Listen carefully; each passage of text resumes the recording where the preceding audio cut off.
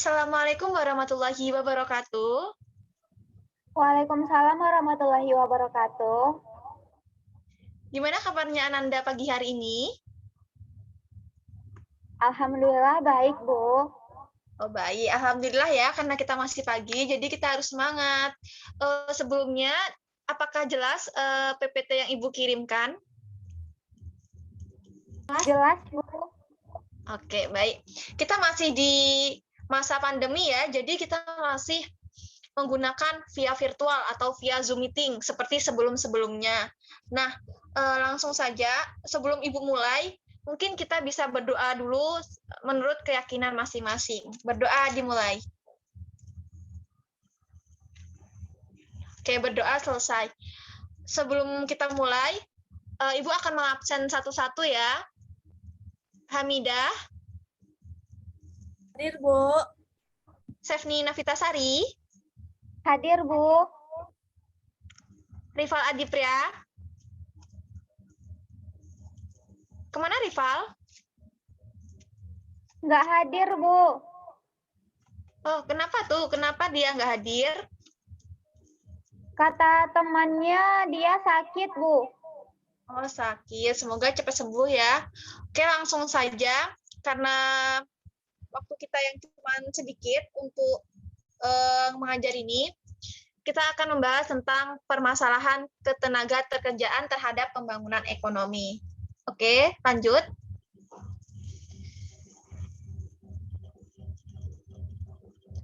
Dari permasalahan ketenagakerjaan terhadap pembangunan ekonomi, kita akan mengetahui dulu apa sih itu ketenagakerjaan, angkatan kerja, dan kesempatan kerja.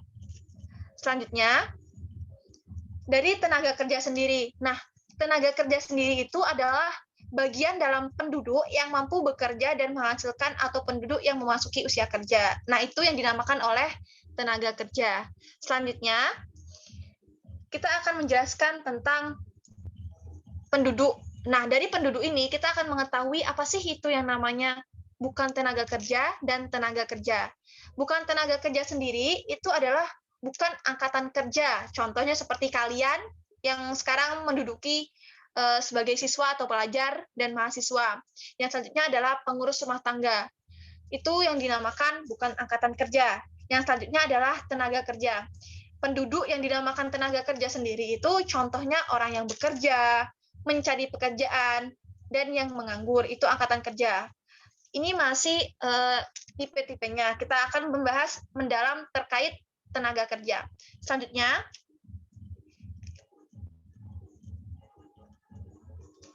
dalam penjelasan tadi, angkatan kerja itu adalah orang yang bekerja, mencari pekerjaan, atau menganggur, yang sewaktu-waktu siap untuk bekerja. Contohnya, dari ibu kalian yang misalnya sedang di fase mencari pekerjaan atau menunggu di ACC dari perusahaan orang lain, seperti sudah mengantarkan CV-nya tetapi belum dipanggil.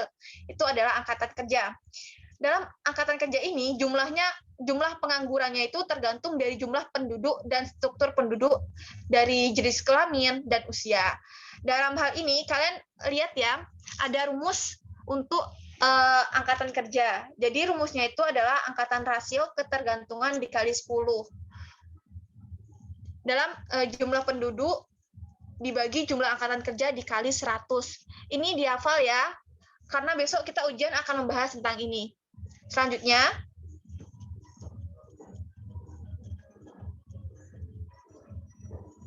di slide selanjutnya kita akan membahas tentang kesempatan kerja. Apa sih kesempatan kerja itu? Jadi, kesempatan kerja adalah keadaan yang menggambarkan ketersediaannya lapangan kerja di masyarakat atau besarnya permintaan tenaga kerja di pasar tenaga kerja atau besarnya lowongan kerja. Sampai sini paham? Paham, Bu. Sampai kesempatan paham. Baik. Lanjut ya, karena sudah paham. Ini kalian bisa baca-baca di buku-buku yang sudah disediakan ya. Sudah ada kan bukunya? Sudah, Bu. Oke. Selanjutnya kita akan membahas tentang upah peningkatan kualitas tenaga kerja. Di dalam upah peningkatan kualitas tenaga kerja ini adalah usaha peningkatan tenaga kerja itu bisa dilakukan oleh pemerintah, perusahaan, dan individu. Nah, dalam usaha pemerintah sendiri, pemerintah itu biasanya melakukan program keluarga berencana atau biasa kita sebut KB untuk meningkatkan kualitas lulusan sekolah kejuruan dan transmigrasi serta pendirian Balai Latihan Kerja atau BLK. Kita sudah tahu kan banyaknya program KB ataupun BLK di daerah-daerah setempat maupun daerah-daerah terpencil. Selanjutnya dari usaha perusahaan.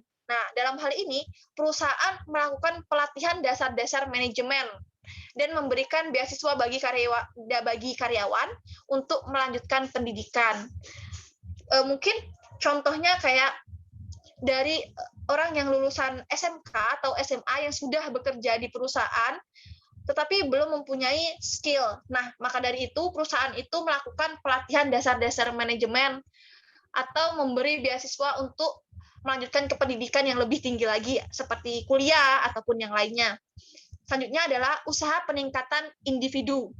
Dari usaha peningkatan individu sendiri, contohnya adalah perbaikan gizi makan, dan melanjutkan pendidikan melalui jalur pendidikan formal maupun informal, kayak adanya kursus-kursus menjahit, kursus-kursus menyanyi, ataupun kursus-kursus bermusik. Selanjutnya, yaitu kita akan menjelaskan tentang macam-macam tenaga kerja. Nah, tadi kan kita sudah menjelaskan tentang apa itu angkatan kerja. Selanjutnya kita contoh dari apa aja sih yang terdapat di dalam tenaga kerja. Tenaga kerja sendiri itu ada 3 ya. Yang pertama ada tenaga kerja terdidik, tenaga kerja terlatih, tenaga kerja yang tidak terdidik dan terlatih.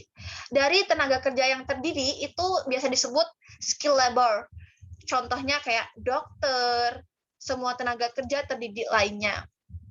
Yang selanjutnya yaitu ada tenaga kerja terlatih, kayak trained labor.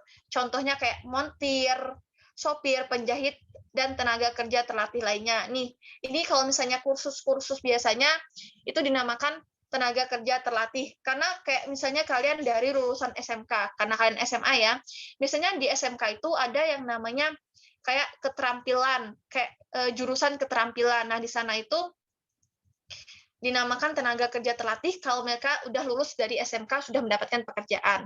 Hal selanjutnya yaitu tenaga kerja tidak terdidik dan tidak terlatih atau unskilled and untrained labor. Contohnya adalah buruh kasar dan kuli. Buruh biasanya itu yang tidak dia tenaga kerja yang tidak terdidik dan tidak terlatih. Kenapa dibilang seperti itu? Contohnya saja buruh. Mereka tidak ada yang namanya kayak kursus-kursus, tapi mereka bisa menjadi buruh. Nah, itu yang dinamakan tenaga kerja tidak terdidik dan tidak terlatih. Apakah sampai sini paham? Gimana, Nanda? Apakah sampai sini kalian paham?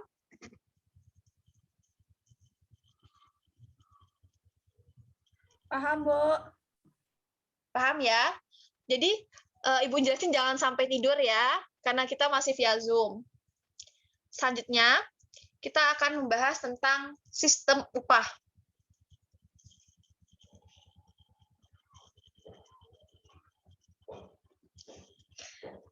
Dari tenaga kerja tadi, pasti nggak mungkin orang tuh bekerja tanpa ada yang namanya gaji. Maka dari itu kita akan membahas tentang sistem upah. Apa sih itu sistem upah? Nah, upah sendiri adalah imbalan atau balasan jasa dari pengusaha kepada karyawannya atas suatu pekerjaan atau jasa yang dilakukan yang dinamakan dengan uang. Jadi kalau misalnya kalian atau orang tua kalian itu bekerja sebagai karyawan, sudah bekerja siang malam sampai pagi kadang atau lembur, nah hasil dari kerjaan mereka itu dinamakan upah atau bonus gaji. Selanjutnya, di slide selanjutnya kita akan membahas tentang sistem pengupahan di Indonesia. Tadi kita bahas tentang upah mungkin yang tadi saya jelaskan, yang Ibu jelaskan tentang karyawan atau keluarga kalian yang sebagai karyawan itu penjelasan tentang hal besarnya. Sekarang kita akan sistem pengupahan di Indonesia. Dari fungsi upah sendiri, kalau misalnya kalian mendapatkan upah dari hasil kerja kalian, itu termasuk dalam fungsi upah. Nah, fungsi upah sendiri yaitu mampu menjamin kehidupan yang layak. Kalau misalnya kalian dapat gaji atas kerja keras kalian, itu dapat menjamin kehidupan kalian yang layak. Mungkin kalian bisa lebih sukses lagi dari seorang karyawan dari hasil upah yang kalian dapatkan, kalian tabung gitu. Selanjutnya, mencerminkan hasil kerja seseorang. Dan yang terakhir, merupakan intensif untuk mendorong peningkatan produktivitas kerja. Selanjutnya, dari tujuan pemberian upah sendiri, yaitu menarik karyawan yang berbakat agar masuk ke perusahaan tersebut. Contohnya, dari sebuah perusahaan, misalnya perusahaan MNC Group, di sana seorang karyawan akan digaji besar oleh manajernya jika seorang karyawan tersebut melakukan pekerjaan yang sangat bagus gitu. Maka dari itu, upah yang besar atau sistem upah itu gunanya untuk menarik karyawan yang berbakat agar masuk ke perusahaan tersebut. Jika misalnya karyawan tersebut tuh memiliki keterampilan yang sangat tinggi. Gitu. Selanjutnya yaitu mempertahankan karyawan terbaik agar tidak berpindah ke perusahaan lain. Contohnya sendiri, kalau misalnya dari perusahaan memberikan upah atau gaji yang tinggi kepada karyawan yang berbakat, maka mungkin karyawan tersebut akan mikir 2 kali untuk pindah ke perusahaan yang lain, karena gaji yang dia dapat di perusahaan yang sekarang itu sudah tinggi gitu. Selanjutnya yaitu memotivasi karyawan tersebut dalam bekerja. Maksud memotivasi karyawan tersebut adalah jika misalnya karyawan tersebut mendapatkan endorse atau mendapatkan support atau mendapatkan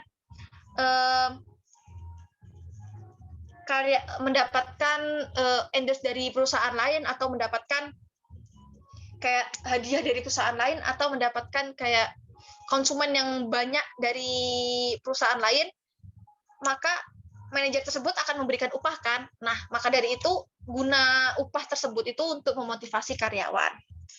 Selanjutnya, pertimbangan dalam memberikan upah. Mungkin dari perusahaan itu tidak akan hanya cuma-cuma memberikan upah kepada karyawannya. Maka dari itu, dari manajer atau perusahaan tersebut pasti memikirkan atau mempertimbangkan dalam memberikan upah. Contohnya, tingkat kebersaingan, atau misalnya dia survei terhadap perusahaan sejenis. Nah, kalau misalnya dia surveinya sukses, atau misalnya dia mendapatkan tender, maka dari itu, si manajer atau perusahaan tersebut dapat memberikan upah. Nah, maka dari itu, jika ingin memberikan upah, si manajer itu memberikan tingkat pertimbangan, seperti tingkat bersaing. Selanjutnya, struktur upah. Seberapa pentingnya pekerjaan yang dia dapat. Kalau misalnya dia tadi udah survei ke perusahaan tersebut, tetapi tidak ada hasilnya atau nihil, sama saja manajer itu mempertimbangkan dia akan diberikan upah atau enggaknya. Selanjutnya adalah performa karyawan, hasil kerja atau performa karyawannya. Maksud dalam performa karyawan itu adalah gimana penjelasannya atau gimana sih yang dia dapat di perusahaan tadi. Maka dari kalau misalnya dia dapat tinggi atau labanya tinggi, dapat tender yang banyak di perusahaan sejenisnya atau perusahaan sampingnya atau perusahaan lawannya, maka si perusahaan yang dia tempati sekarang akan mempertimbangkan dia mendapatkan upah yang lebih tinggi. Selanjutnya, jenis-jenis sistem upah. Dalam hal ini, upah itu mempunyai jenis-jenisnya pastinya. Yang pertama, upah berdasarkan waktu per jam, per minggu, per bulan. Nah, itu tuh dihitung berdasarkan jam kerja. Selanjutnya, upah berdasarkan hasil seberapa banyak yang dihasilkan oleh individu atau kelompok. Dan selanjutnya adalah komisi. Komisi sendiri adalah bayaran yang diterima berdasarkan persentase hasil penjualan. Dan yang selanjutnya adalah bonus. Bonus itu kalau misalnya kalian itu udah kerja lembur di luar jam kerja kalian. Nah, itu yang dinamakan dengan bonus. Dan yang terakhir yaitu pemberian keuntungan atau program pensiun. Apakah sampai sini paham? Gimana Anda semua? Paham. Oke. Jika ada pertanyaan mungkin dari slide-slide sebelumnya, apakah ada pertanyaan? Untuk materi selanjutnya kita akan membahas tentang pengangguran. Mungkin materi pengangguran akan kita bahas untuk minggu selanjutnya ya. Sampai sini apakah ada pertanyaan? Ada, Bu. Sefni ya. Sefni Iya, siapa Bu. namanya? Mungkin bisa perkenalin dulu Sefni sama nicknya. Baik, Bu. Nama saya Sefni Novitasari. Saya izin bertanya, Bu. Ya, silahkan. Nah, pertanyaan saya itu, apa penyebab adanya permasalahan ketenagakerjaan dalam pembangunan ekonomi, Bu? Penyebab adanya permasalahan ketenagakerjaan terhadap pembangunan ekonomi. Oh, tadi jelasin itu ya. Nah, dari yang kita ketahui, jika di Indonesia itu emang memiliki sumber daya alam dan sumber daya manusia yang melimpah dan berkualitas ya kan. Nah, seharusnya dengan kekayaan sumber daya alam dan sumber daya manusia yang dimiliki, Indonesia itu dapat meningkatkan taraf hidup masyarakat. Tetapi hingga kini masih saja terjadi masalah terhadap ketenagakerjaan di negeri kita tercinta ini. Jadi, penyebab dari permasalahan ketenagakerjaan itu bukan berasal dari sumber daya alam, tetapi berasal dari sumber daya manusia sendiri. Contohnya, dari tingkat pengangguran yang tinggi. Dari tingkat pengangguran yang tinggi itu di Indonesia termasuk masalah yang sangat besar. Dan itu termasuk masalah pertama dari permasalahan ketenagakerjaan dalam pembangunan ekonomi sendiri. Bahkan, tinggi rendahnya pengangguran di suatu negara itu dapat dijadikan tolak ukur kemakmuran suatu bangsa. Angka pengangguran di Indonesia sendiri masih relatif tinggi, sementara daya saing atau produktivitas tenaga kerja itu juga masih rendah. Jadi yang pertama itu adalah tingkat pengangguran yang tinggi. Yang selanjutnya adalah jumlah angkatan kerja yang tinggi.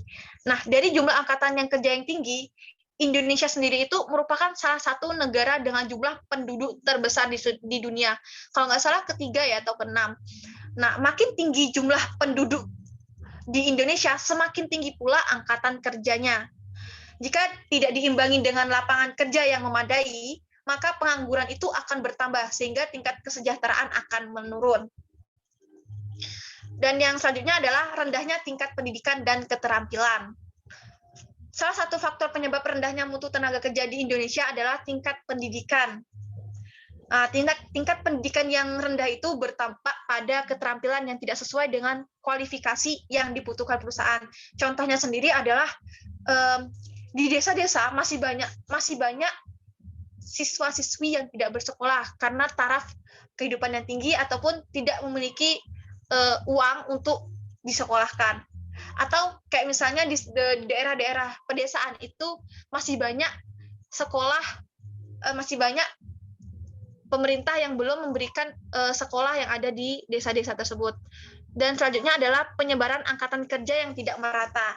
Dari kita ketahui, sebagai negara kepulauan, Indonesia itu memiliki kurang lebih 17.000 pulau dengan kepadatan penduduk yang tidak merata. Nah, sekitar 60% penduduk terpusat di Pulau Jawa. Hal ini menyebabkan persebaran tenaga kerja yang tidak merata karena angkatan tenaga kerja lebih terfokus di Pulau Jawa.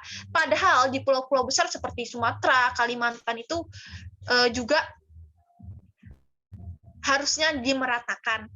Selanjutnya adalah perlindungan kesejahteraan tenaga kerja yang belum maksimal. Maksudnya, perlindungan kesejahteraan tenaga kerja di Indonesia itu emang masih belum maksimal sampai saat ini. Hal ini dapat dilihat dari standar upah yang belum memenuhi kebutuhan masyarakat. Selain itu, kondisi tempat kerja yang buruk dan ketidakadilan di dalam dunia kerja yang masih dirasakan oleh sebagian tenaga kerja. Jadi, penyebab adanya permasalahan ketenagakerjaan dalam pembangunan ekonomi yang pertama, tingkat pengangguran yang tinggi, jumlah angkatan kerja yang tinggi, rendahnya tingkat pendidikan dan keterampilan, penyebaran angkatan kerja yang tidak merata, dan perlindungan kesejahteraan tenaga kerja yang belum maksimal. Apakah paham, Sefni? Paham, Bu. Terima kasih atas penjelasannya, Bu. Oke, apakah ada pertanyaan lagi selain Sefni? Dari Ananda semuanya? Saya, Bu. Hamidah, oke. Hamidah ya? Ya, Bu. Oke, perkenalan diri dulu. Perkenalkan, nama saya Hamidah. Saya ingin bertanya, bagaimana upaya untuk mengatasi masalah ketenagakerjaan yang ada saat sekarang ini, Bu? Jadi untuk mengatasi upaya masalah ketenaga kerjaan ya. Nah, dari beberapa upaya yang dilakukannya, yang pertama adalah meningkatkan kompetensi. Dalam hal ini sebelumnya pemerintah dan perusahaan-perusahaan tadi sudah saya jelaskan, pemerintah itu sudah berusaha untuk mengatasi masalah ketenaga kerjaan. Ya, yang dilakukan oleh pemerintah dan warga sekitar ataupun perusahaan itu banyak. Yang pertama seperti meningkatkan kompetensi dan produktivitas tenaga kerja sebelum memasuki pasar tenaga kerja, seperti mengadakan berbagai pelatihan yang berbasis komputer. Upaya kayak berbasis komputer itu seperti kayak kursus atau BLK tadi. Selanjutnya adalah upaya tersebut diharapkan dapat meningkatkan kemampuan tenaga kerja dengan baik dan hal keterampilan, pengetahuan, dan juga sikap yang baik. Contohnya itu seperti ada prakerja. Nah, itu adalah salah satu upaya yang dilakukan pemerintah untuk meningkatkan kompetensi dan produktivitas tenaga kerja. Selanjutnya, pemerintah itu harus membuka lapangan kerja sebanyak mungkin untuk dapat menampung tenaga kerja yang semakin meningkat. Dari penjelasan saya sebelumnya, kita ketahui bahwa di Indonesia itu termasuk dalam jumlah yang sangat besar ya, jumlah penduduk yang sangat banyak. Maka dari itu pemerintah harus membuka lapangan kerja yang sebanyak mungkin. Misalnya, pemerintah membuka lowongan kerja untuk posisi sebagai posisi pegawai negeri ataupun mendorong pihak swasta di sektor industri bagi tenaga kerja yang siap pakai. Selanjutnya, mendorong tumbuh kembangnya usaha-usaha mandiri atau industri rumah tangga. Dan selanjutnya, pemerintah harus menerapkan kebijakan upaya yang adil sehingga dapat meningkatkan kesejahteraan perekonomian tenaga kerja di Indonesia. Yang keempat, meningkatkan perlindungan tenaga kerja seperti penerapan norma kerja dan jaminan sosial tenaga kerja. Sudah kita ketahui bahwa di Indonesia itu banyak hal yang banyak pekerja, bukan pekerja aja sih, seperti siswa itu yang melanggar aturan. Maka dari itu, gunanya adalah meningkatkan perlindungan tenaga kerja seperti penerapan norma. Selanjutnya adalah yang terakhir, meningkatkan kualitas pelayanan penempatan dan pemberdayaan tenaga kerja. Mungkin hanya itu sih upaya untuk meningkatkan atau mengatasi masalah ketenaga kerjaan. Apakah sampai sini paham, Hamidah? Paham, Bu. Oke.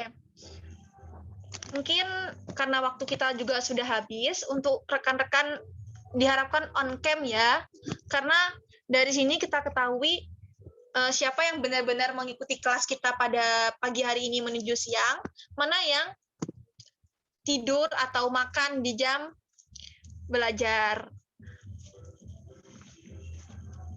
Oke, karena waktu kita udah habis, Ibu harap kalian tetap stay healthy, keep spirit untuk belajar walaupun kalian masih daring ya. Berdoa aja corona tetap cepat usai, karena kalau misalnya kita belajar daring ini banyak manfaatnya, banyak kekurangan juga.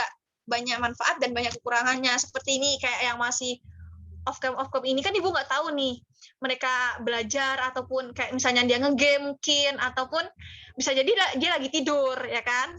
Ya kan, Hamidah? Ya, Bu. Oke. Karena waktunya sudah habis, mungkin Ibu cukupkan untuk materi pada pagi hari ini. Ibu akhiri. Wabillahi taufiq wal hidayah. Wassalamualaikum warahmatullahi wabarakatuh. Waalaikumsalam warahmatullahi wabarakatuh.